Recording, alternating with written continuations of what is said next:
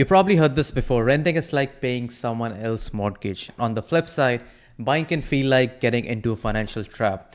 With rental prices coming down, with real estate prices coming down as well, especially for condos, and interest rates being relatively reasonable, we're going to deep dive in today's time what makes sense whether to rent or to buy.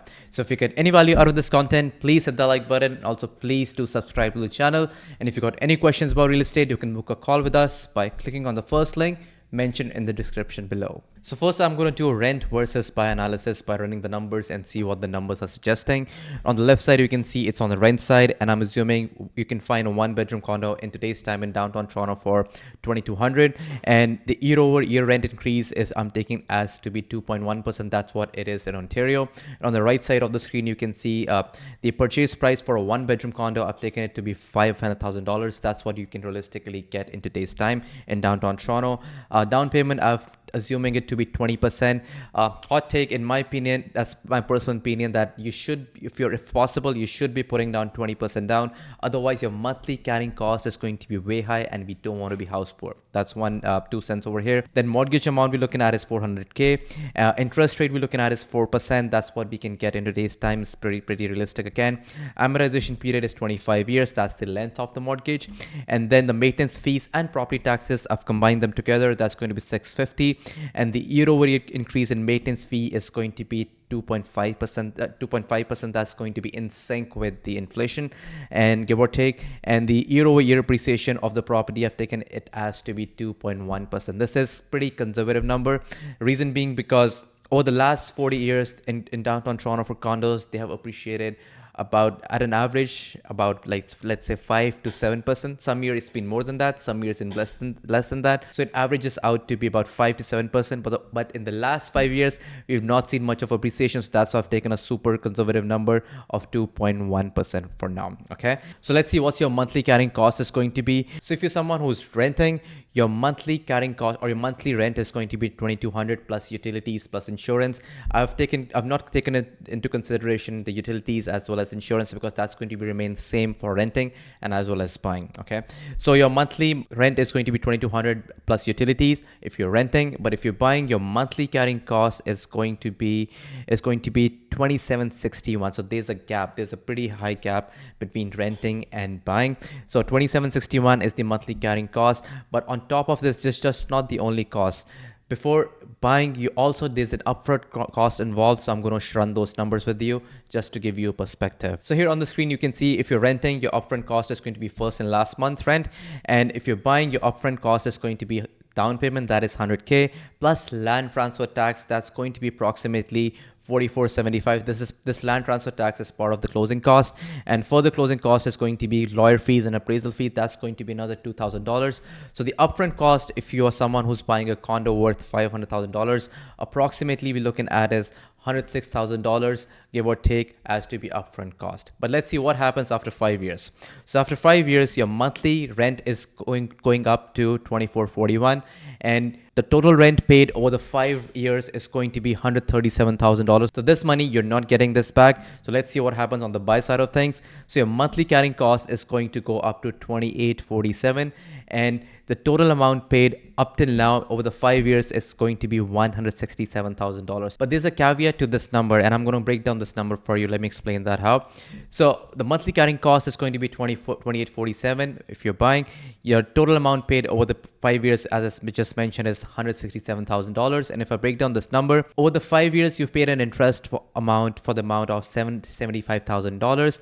The maintenance fees over the 5 years and property taxes are going to be $41,000. So total interest, maintenance, and property taxes you're paying is to be $116,000. So this money is just like similar to rent.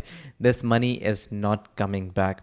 But over the time, you also build equity by paying principal, okay? Because some part of the mortgage is going towards principal, and that amount is over here. So over the time period of 5 years, you build an equity of $51,000. And let's say over the 5 years, the property appreciated by 2.1% year over year.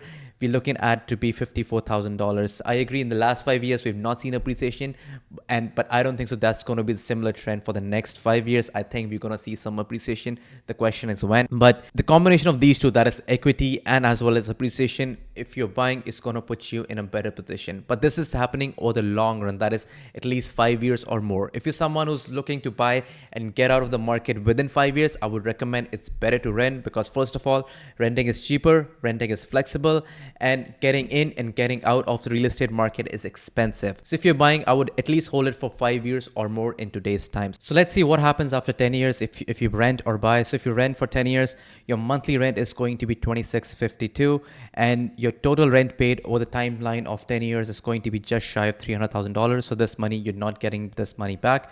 And on the buying side of things, your monthly carrying cost is going to be just shy of $3,000, which is still higher than renting, because your monthly rent is $26.52. Your monthly mortgage payment, inclusive of everything, is going to be $26,900, approximately $3,000, and total amount paid is going to be $340,000 over the timeline of 10 years you've put down towards the buying. And before I break down this number more into detail, I just want to address to one more thing, that some of you might say that, how about you don't buy this property and you put this amount of money, or at least the difference between 290 and 340, the difference amount of that you can invest in the, let's say, S&P or stock markets or whatnot. My counter argument to that is, like, not everyone is that investment savvy, including me. I don't understand those things that well. So for me, especially, real estate is like, it forces me to make those forced savings. So that's my counter argument to this. But for sure, if you're someone who's investment savvy, or if you believe in S&P for sure, or you know those mutual funds for sure, I think that's also a good option, but it depends from case to case as well. Okay, so now of continuing further, and I'm just going to break down this number. So your total amount paid, as I just discussed, is $340,000. Your monthly carrying cost is going to be $29.63, and out of this total amount paid of $340,000, your paid interest in 10 years is going to be $138,000. Your total maintenance fees and property tax is going to be $87,000. So total interest, maintenance fees, and property taxes paid over the 10 years is going to be $226,000. So this money is not coming back, but you've built an equity over the timeline of 10 years that is amount of $114,000.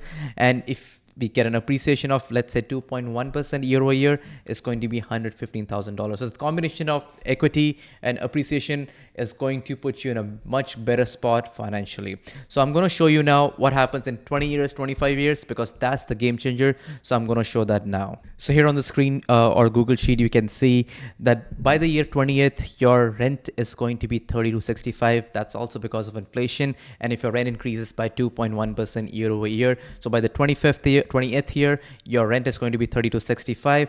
And if we see our monthly carrying cost, if you buy, is going to be $31.50. So now where the game changes, your rent is higher than your monthly carrying cost, and the equity you have built is going to be about $385,000. And if we appreciate the property by 2.1%, we're looking at the property worth is the value of the property we're looking at approximately to be $750,000.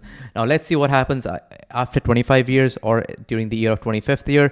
So by the year of 25, your monthly rent is going to be $32.63, and your monthly carrying cost after basically 25 years, when you've paid down your mortgage, is going to be just your maintenance fees and property taxes, and of course utilities. That's going to be paid on the rent side of things as well. So I'm not considering that over here. So your monthly carrying cost is going to be about $1,200, and you've built an equity of $500,000. And over the long run, if we see appreciation, the conservative number we're looking at is the property value you're looking at is $840,000. So this changes the whole game. And this is where you're mortgage free, and your monthly carrying cost is going to be your maintenance, property taxes, and your utilities. So now I'm going to quickly do a rent versus buy comparison. So let's check that out. So if you're renting, there's low upfront cost. First of all, you don't have to pay down payments, and you don't have to pay any closing costs, all of that sort. It gives you more flexibility to move. If you want to move anywhere, you can just give 60 days notice and you can move out. It's less financial risky in market downturns, especially in market like today. So that's pretty good. And renting, it gives you an opportunity to invest elsewhere. For example, you want to invest in stock markets, as I mentioned earlier, S&P and whatnot. It gives you that opportunity. And if you are pretty much savvy with those, it's a good option too. So let's see on buying side of things. So if you're buying, it helps you to build equity over time. It basically gives you a potential for the long-term appreciation. So the combination of equity and as well as appreciation, that will put you in a good position financially. And also overall, over the long term, I think buying is a better option, because renting is great. I'm not saying that renting is a great short-term plan, but I think it's not the best forever plan. That's my opinion here. And further, buying real estate is, I think, is a tool which basically is a forced saving through mortgage payment. And also buying real estate can provide generation wealth, because you can pass along this real estate or property to your future generations. So if you're buying a property, I think there has to be a strong why to it. That is, if you're buying property and thinking that you're going to get rich, it's a get rich quick scheme, I don't think so. Then that should not be the agenda of buying a property, because in real estate you build wealth over long term. So over the long run, you're going to do well, but over the short term, it can get tricky. And further, you're buying real estate because you feel pressured because people around you are buying or they've already bought. Basically, because of FOMO, I think that's not the best idea to get into real estate. I think you should buy real estate because you want to, you're looking for a stability, you want to build that equity and want to truly have a place to call home. If that's the idea, then I think it makes sense to buy home. Please do let me know if you have any questions. You can book a call with me by clicking on the first link mentioned in the description below. Thanks for watching. See you in the next video.